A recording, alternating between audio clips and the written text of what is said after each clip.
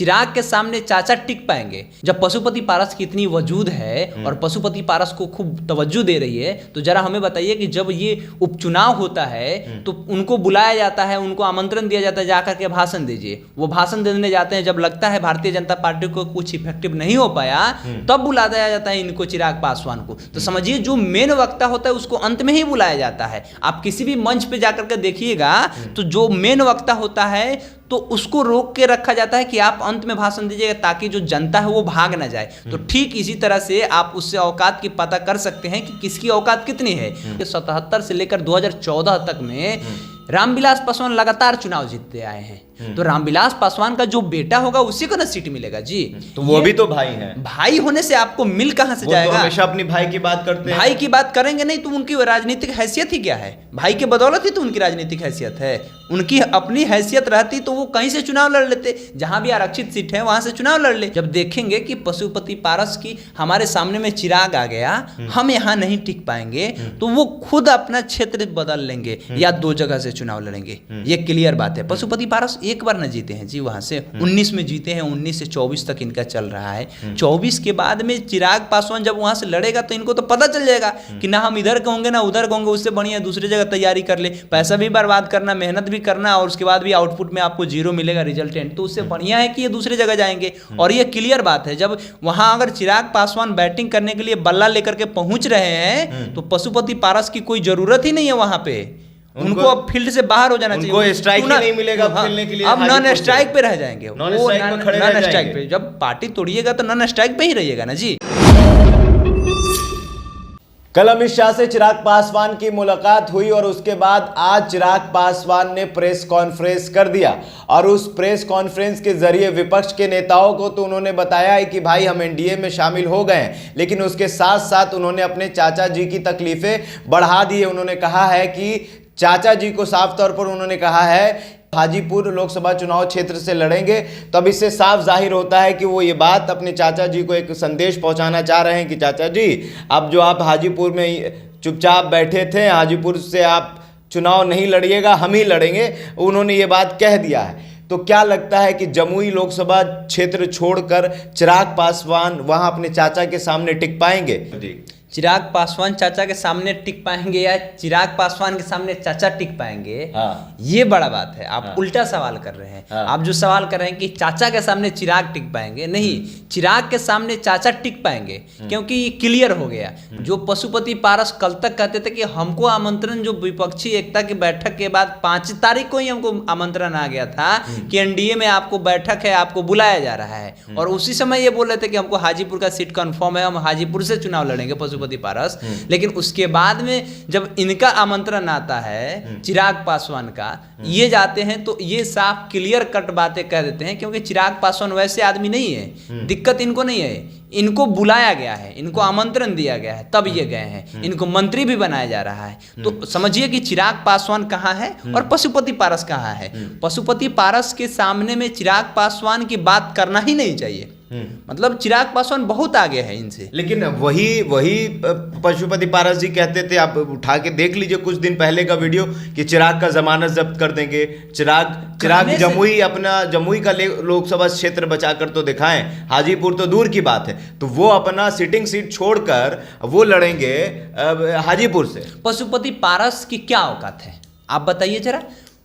चिराग पासवान के पिता के बदौलत पशुपति पारस हर बार चुनाव जीते हैं। एक बार अभी 19 में चुनाव जीते हैं, पहली बार वहां से चुनाव जीते हैं। उससे पहले आप 77 से उठा करके देखिए, 77 से लेकर 2014 तक में रामविलास पासवान लगातार चुनाव जीतते आए हैं। तो रामविलास पासवान का जो बेटा होगा उसी को ना सीट मिलेगा जी। तो वो भी तो भाई हैं। भाई होने से आपको मिल कहां से जाएगा? तो हमेशा अपनी भाई की बात करते हैं। भाई की बात करेंगे नहीं तो उनकी राजनीतिक हैसियत ही क्या है? भाई के बदौलत ही तो उनकी राजनीतिक हैसियत है। उनकी अपनी हैसियत रहती तो वो कहीं से चुनाव लड़ लेते, जहां भी आरक्षित सीट है वहां से चुनाव लड़ ले। जब पशुपति पारस की इतनी वजूद है और पशुपति पारस को खूब तवज्जो दे रही है, तो जरा हमें बताइए कि जब ये उपचुनाव होता है तो उनको बुलाया जाता है, उनको आमंत्रण दिया जाता है जाकर के भाषण दीजिए। वो भाषण देने जाते हैं, जब लगता है भारतीय जनता पार्टी को कुछ इफेक्टिव नहीं हो पाया तब बुला दिया जाता है इनको, चिराग पासवान को। तो समझिए जो मेन वक्ता होता है उसको अंत में ही बुलाया जाता है। आप किसी भी मंच पे जाकर के देखिएगा तो जो मेन वक्ता होता है तो उसको रोक के रखा जाता है कि आप अंत में भाषण दीजिएगा ताकि जो जनता है वो भाग ना जाए। तो ठीक इसी तरह से आप उससे औकात की पता कर सकते हैं कि किसकी औकात कितनी है। 1977 में पहली बार वहां से जीत करके आए थे ये रामविलास पासवान। 77 से लेकर 2014 तक लगातार ये चुनाव जीतते आए और उसमें से मात्र 2 बार वो चुनाव हारे हैं। सबसे बड़ी बात कि 77 से 2014 में मात्र 2 बार चुनाव हारे हैं और देखिए 8 बार चुनाव जीते हैं, 2 बार हारे हैं। और वो भी कब? एक 1984 में जब इंदिरा गांधी की मौत हुई थी, हत्या हुई थी उस समय, और एक 2009 में। ये दोनों मतलब मामला की देखिए तो सिंपैथी वोट 2009 में 1984 में मिल गया, उस समय इंदिरा गांधी की हत्या हुई थी। और 2009 में जो हुआ था वहां पे ये राम सुंदर दास चुनाव उनको हराए थे। लेकिन ये इनको गिनीज बुक ऑफ रिकॉर्ड में इनका रिकॉर्ड है कि ये 4.5 लाख 5 लाख के मार्जिन से चुनाव जीतते आए हैं। तो ये तो रामविलास पासवान की मातृभूमि है ना। रामविलास पासवान हाजीपुर को अपनी मां मानते हैं। तो अब ये मान लिया जाए ना कि पारस गुट आउट भाजपा से? बिल्कुल अब आउट हो जाएंगे। उनको देखिएगा, हम ये कह रहे हैं, आज कह रहे हैं कि पशुपति पारस वो अपने चुनाव का सीट छोड़ देंगे। ये क्लियर बात है। जब देखेंगे कि पशुपति पारस की हमारे सामने में चिराग आ गया, हम यहाँ नहीं टिक पाएंगे, तो वो खुद अपना क्षेत्र बदल लेंगे या 2 जगह से चुनाव लड़ेंगे। ये क्लियर बात है। पशुपति पारस एक बार न जीते हैं जी, वहां से 19 में जीते हैं, 19 से 24 तक इनका चल रहा है। 24 के बाद में चिराग पासवान जब वहां से लड़ेगा तो इनको तो पता चल जाएगा कि ना हम इधर कहूंगे ना उधर कहूंगे, उससे बढ़िया दूसरी जगह तैयारी कर ले। पैसा भी बर्बाद करना, मेहनत भी करना और उसके बाद भी आउटपुट में आपको 0 मिलेगा रिजल्टेंट, तो उससे बढ़िया है कि ये दूसरी जगह जाएंगे। और ये क्लियर बात है, जब वहां अगर चिराग पासवान बैटिंग करने के लिए बल्ला लेकर के पहुंच रहे हैं तो पशुपति पारस की कोई जरूरत ही नहीं है वहां पे। उनको अब फील्ड से बाहर हो जाना चाहिए। उनको स्ट्राइक ही नहीं मिलेगा खेलने के लिए। अब नॉन स्ट्राइक पे रह जाएंगे। नॉन स्ट्राइक पे जब पार्टी तोड़िएगा तो नॉन स्ट्राइक पे ही रहिएगा ना जी।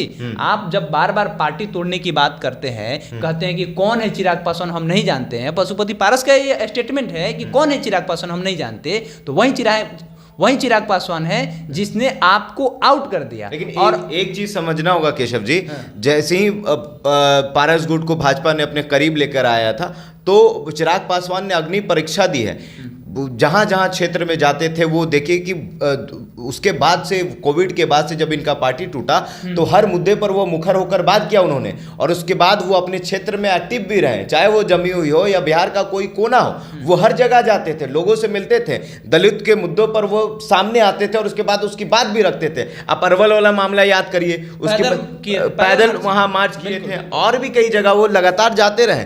तो उससे एक चीज भाजपा ने क्या देखा, भाजपा ने चिराग पासवान को बहुत नजदीक से देखा। 2 उपचुनाव छोड़ दीजिए, जब ये जहां जाते थे तो वहां भीड़ दिखा, लोगों को भरोसा दिखा, पासवान समाज के लोगों को। राजस्थान चले जाते हैं चिराग पासवान अपने दलितों के ऊपर अत्याचार को लेकर के, ये राजस्थान चले जाते हैं बिहार से। ये कितनी बड़ी बात है। तो पशुपति पारस क्यों नहीं जा पाते हैं? तो वही इन्होंने अग्नि परीक्षा दिया और उसमें ये पास हुए। अब देख लीजिए, अब ठीक आपने वो बात ठीक कहा कि अगर पारस गुट का इतना वैल्यू होता, पशुपति पारस का इतनी राजनीतिक रूप से हैसियत होती, तो वो 2 उपचुनाव वहां आगे करते। लेकिन उन्होंने भाजपा ने, चाहे वो मोकामा का उपचुनाव हो या कुर्नी का उपचुनाव हो, इन्होंने चिराग पासवान को आगे किया। और इनको समझ में भी आया कि चिराग के पास वो वोट परसेंटेज है जो किसी के पास नहीं, और एक क्रेज भी है। वही बात हम ये कह रहे हैं कि अब देखिएगा, जो लोग चिराग पासवान के पार्टी से भाग करके पशुपति पारस में गए हैं कि वहां 6 सांसद है, वापस आ जाए, 6 सांसद है,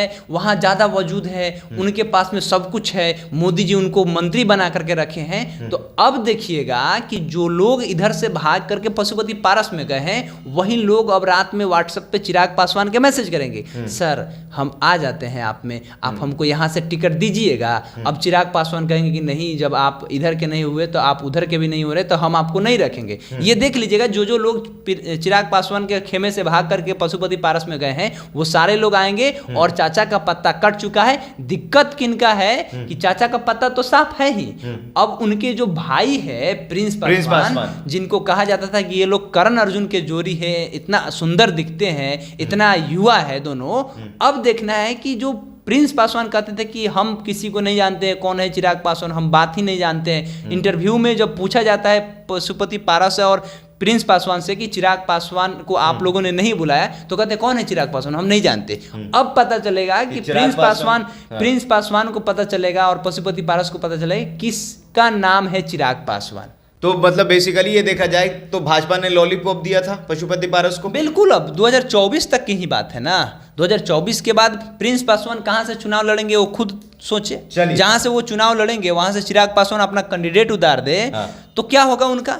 चलिए, तो ये थे हमारे साथ हमारे सहयोगी केशव। हम इस बात पर डिस्कस कर रहे थे, हम इस बात पर विचार कर रहे थे कि अब जमानत किसका जब्त होगा।